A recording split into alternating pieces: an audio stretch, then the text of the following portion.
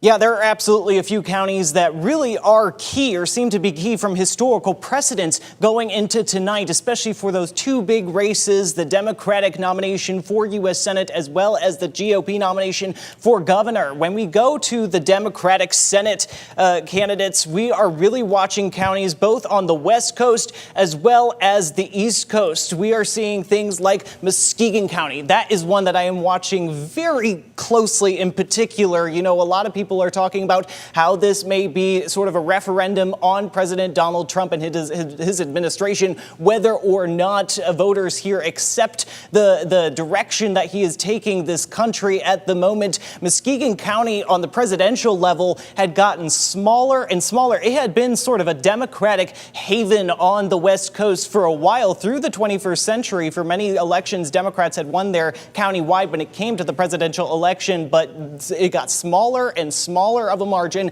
until 2 years ago, President Donald Trump overtook Kamala Harris, and that was the first time in the 21st century that Muskegon went red for a presidential election. So I'm really taking a look at Muskegon County in particular because, you know, it really seems to be shaping up to be a bellwether in West Michigan, to be plainly honest with you, Juliet. When we take a look at Muskegon County and what it may signal, what the last results are signaling to us is that this is really a bellwether that every single vote for Democratic candidates you want to get out in Muskegon County. So if you win statewide as a Democratic candidate, but really tank in Muskegon County, that's a signal that you may have a lot of work to do when it comes to getting people out in a core base in what has really become a bellwether county. But that's not the only one. We are, of course, still watching Kent County. That's sort of transitioned in the last decade or so. You know, it really was a Republican fortress for many years in West Michigan. It has slowly transitioned itself, and Kamala Harris won in Kent County by about 5 points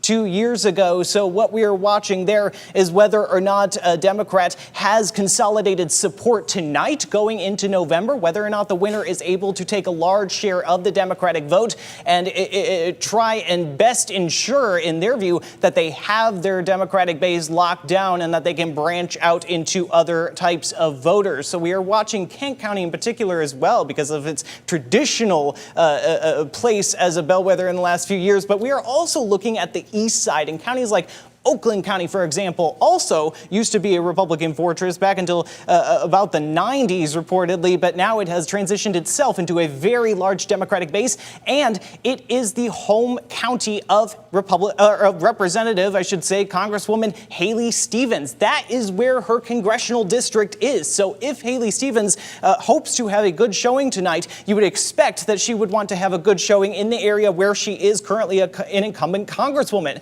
But that's not the only one on the east side. We also see Wayne County, for example. For those not familiar, that is where Detroit is. It is really the bread and butter county of Democratic hopes in the state for any statewide election. It's not usually a question of whether Democrats will win Wayne County, but by how much, and can that offset some of the other areas in the state where Republicans tend to do much better? Will the winning Democrat tonight be able to consolidate support in a place like Wayne County, or will it be split? Will they have work to do there as well? And then really the fifth one that I'm watching, Washtenaw County.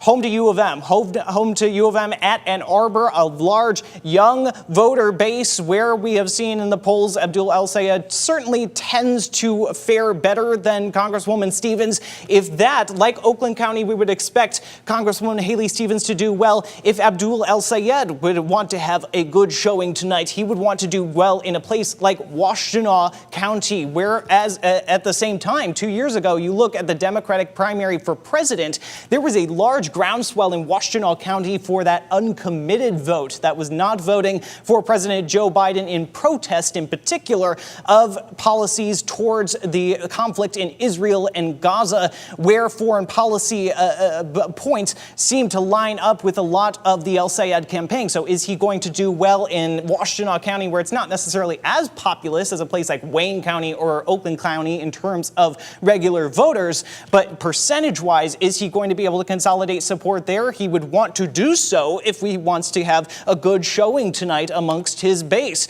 But that's not the only one we are watching as well. After we get past these results in Muskegon County, in the governor's race, in the Republican governor's race, many of these counties align with what I was really talking about already. Muskegon County, obviously, that bellwether, as I was talking about. Will Republicans similarly, will the winning Republican be able to consolidate support amongst their base there, or will they have work to do? Same thing in Kent County, as Republicans are really trying to, or in many senses, retake Kent County from many of the recent election cycles that we have seen where it has trended Democratic. It is still a very populous base. Grand Rapids, obviously the second largest city in the state. Are they going to be able to consolidate support? They are going to look to chip away if they can at a place like Wayne County. Do they have consolidated support there, or will there be work to do? Oakland County, Macomb County is the one that I switched because Macomb County is the homestead of Republican John James. His congressional district is based in Macomb County. Just like we would expect